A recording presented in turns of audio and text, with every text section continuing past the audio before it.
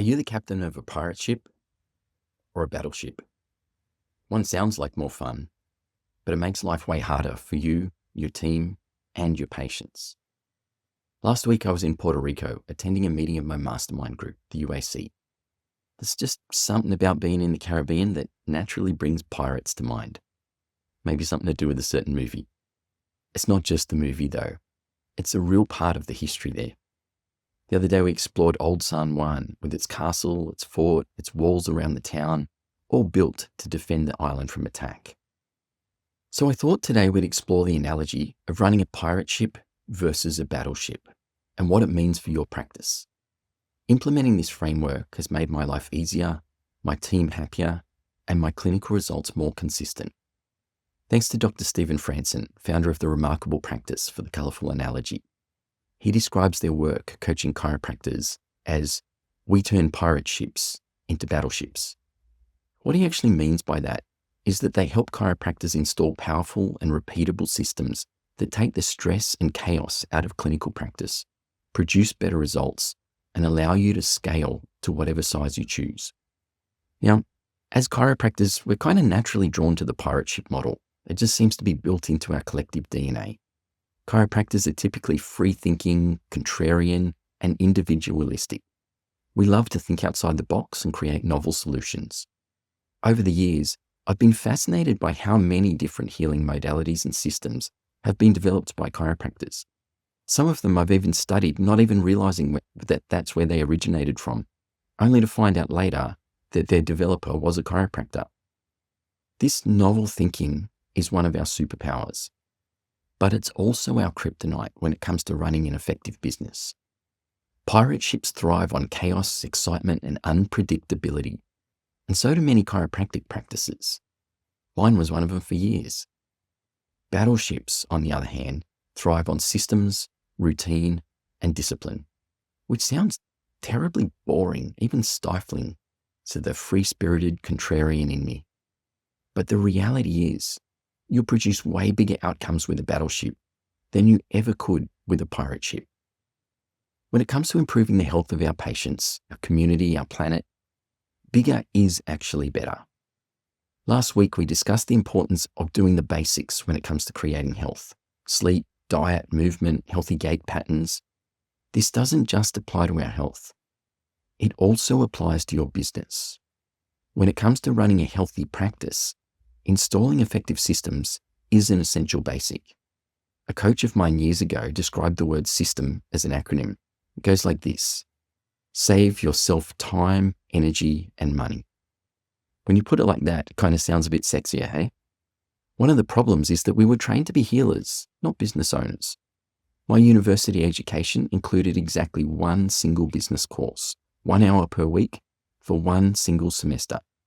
That adds up to about 12 hours of business training in total over my entire 5 years of study.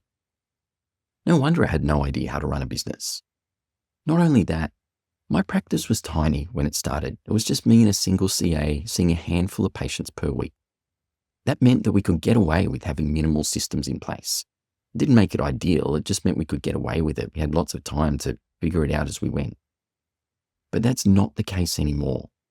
Over time, that practice has evolved into a team of 6 doctors and a CA team that runs like a well-oiled machine, at least for the most part, serving hundreds of patients per week.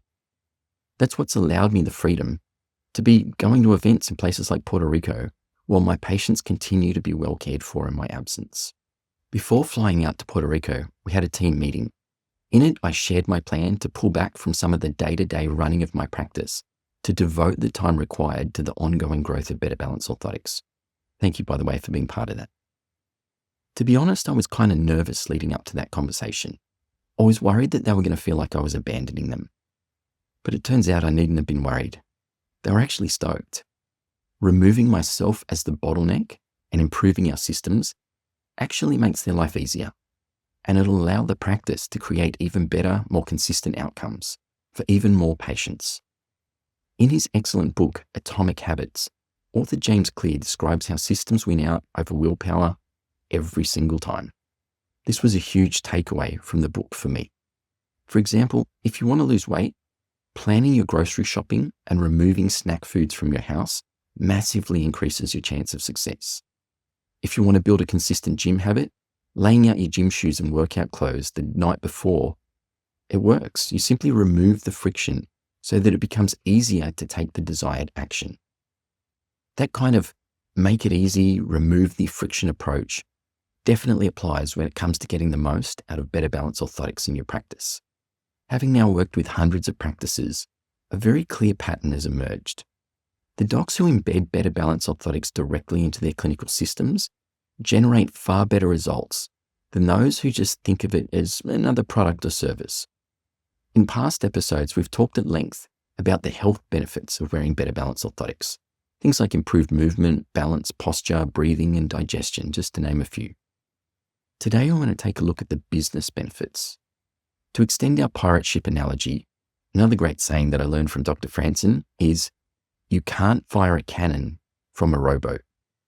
He explained that he sees Better Balance orthotics as more than just an additional product or service to add to your business. He sees it as a cannon, a ready-made bolt-on business that you can install within your existing practice. And he's right, I've seen it in action. Some docs help an occasional patient here or there with a pair of orthotics. Others install a whole new arm to their practice, one that takes their results to another level, increases their referrals, and generates an additional stream of revenue that they can use to further improve their service. This works best if you've built your practice as a battleship, or at least transformed your previous pirate ship into a battleship. In his estimation, many practices in their current form are still more like pirate ships, or even rowboats. They're personality-driven and reactive rather than proactively system-driven.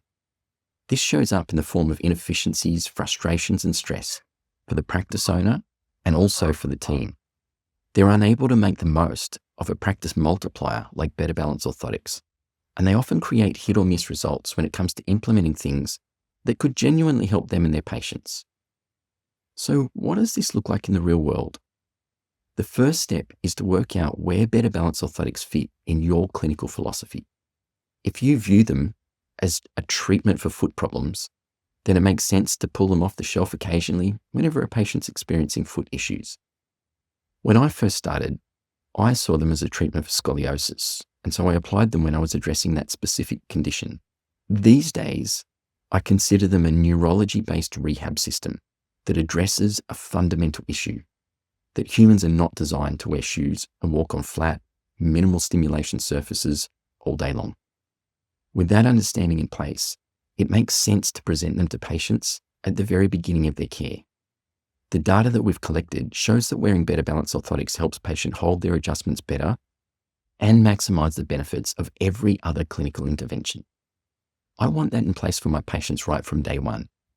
That's why we assess them as part of their initial visit, and we present the orthotics as an integral part of our patients' care plans. Otherwise, they're just working against their adjustment the minute they step off the treatment table. So based on your clinical philosophy and your understanding, where does it make sense for you to introduce your patients to Better Balance orthotics? If it isn't happening at a consistent time in your practice, then you're definitely missing opportunities to help your patients and improve your results.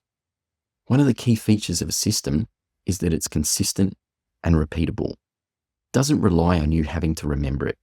It just happens automatically as part of the process. I had a good reminder about how important this is this week.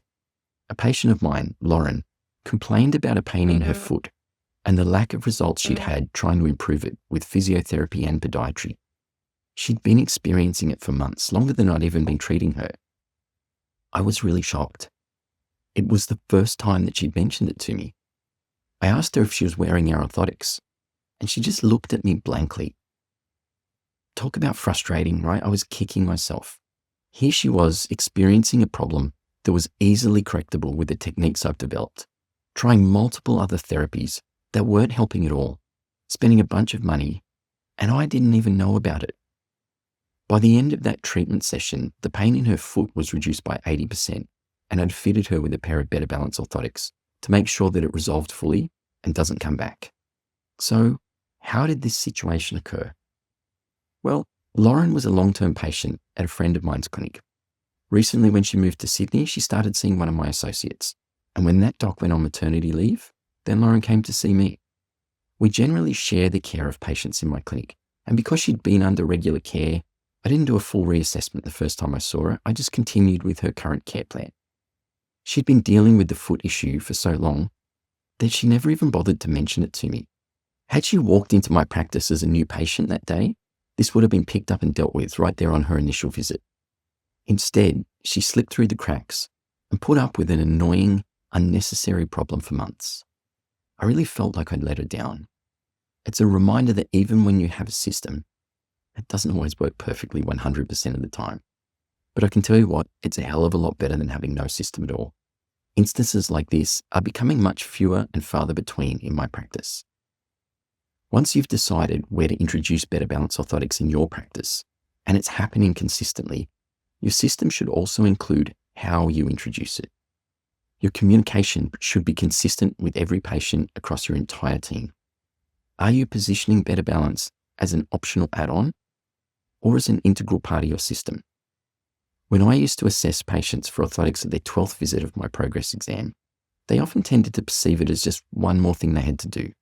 Some even asked, if this is important, why didn't you mention it until now? Which is a reasonable question, right? We found that by shifting the assessment to our initial consultation, it just made much more sense to the patients. Of course, they want the best from their care, so why not do everything possible to enhance that outcome right from the beginning? In my clinic, we do lots of objective testing on our initial assessment, including posture photos, thermal scans, and vestibular testing. Assessing their feet and the impact on their neurology naturally fits in as part of this process. In fact, at my team meeting last week, we discussed moving the Better Balance Orthotics testing from the consult with the doctor to the pre-consult testing that's completed by the CA team before the patient even sees the doctor. This will streamline our process even further. I've seen it work really well in other practices. I'll keep you posted on how it goes in mine. Your system should also include the physical aspects that make it easy and seamless to use, just like getting your gym shoes ready the night before so that it's easy to get up and go to the gym. What it looks like in practice is, do you have a demonstration pair for testing in every consult room in your practice? Is there a tape measure right there so you can immediately measure them on the spot? Or do you have to go somewhere else to find those things? Remember, it's all about removing the friction and setting up your environment so it's easy to succeed. Minimal willpower or effort required. If having an extra demo pair would enhance your system, let me know and I'll get some sent right out to you. A quick note on that testing. I love the standing hip flexor test. It's such a powerful, visceral demonstration to the patient about the immediate impact of better balance orthotics on their neurology.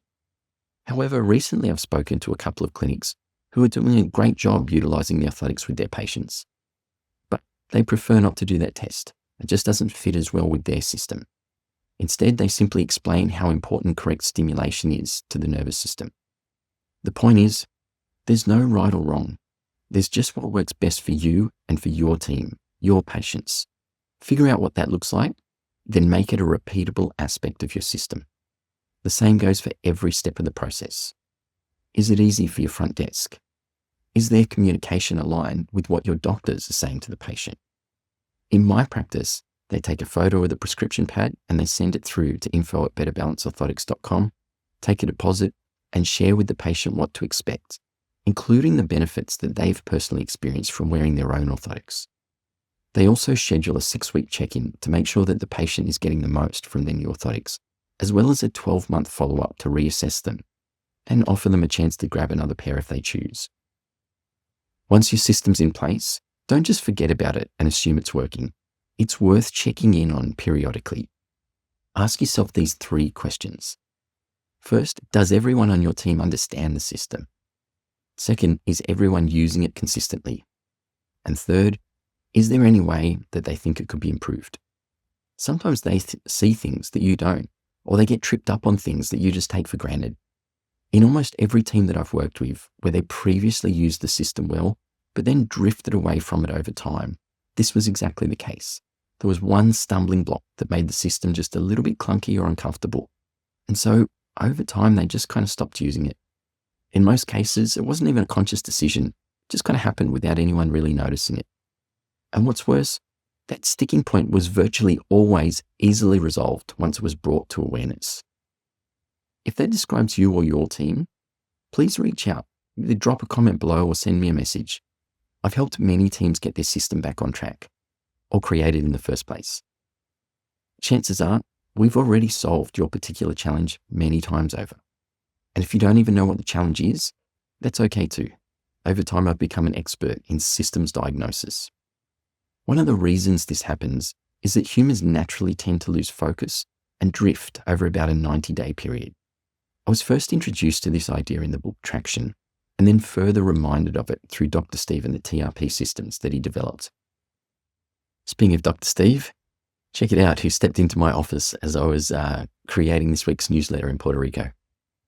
That's why he suggests having a whole team quarterly meeting in addition to regular weekly meetings. Implementing this absolutely revolutionized my practice. The amount of clarity, focus, inspiration, and renewed purpose in my team after every quarterly meeting is palpable. Productivity goes way up, team happiness and satisfaction goes way up, and patient numbers and results go way up as a result. It's a win for everybody. And if you're thinking at this point, yeah, but Andrew, I hate running meetings. You're not alone. I also hated running meetings, so I avoided it for a long time. And my business, my team, and my patients all suffered as a result. Over the years, there have been times when I've run my practice with constant meetings and times when I've had almost none at all. Trust me, constant works better. Wouldn't exactly say I've come to love them, but I've certainly come to highly value them. Obviously, the focus of this video has been creating or refining your system for utilizing BetterBalance orthotics to their full potential. As a canon, a full bolt-on business to enhance your existing practice and results. But the truth is, what I've shared applies to every aspect of your practice. If you just took one function of your practice and effectively systemized it each quarter, in a year's time, your business would be virtually unrecognizable. Like I mentioned earlier, if you need any support with this, please reach out. I'm here to help. And if you know another doc who could also use that help, please share this video with them. You'll be helping them and their patients. To quote Dr. Franson one more time, we're in the business of saving lives. And when business is good, everyone wins. Thank you. Have a great week.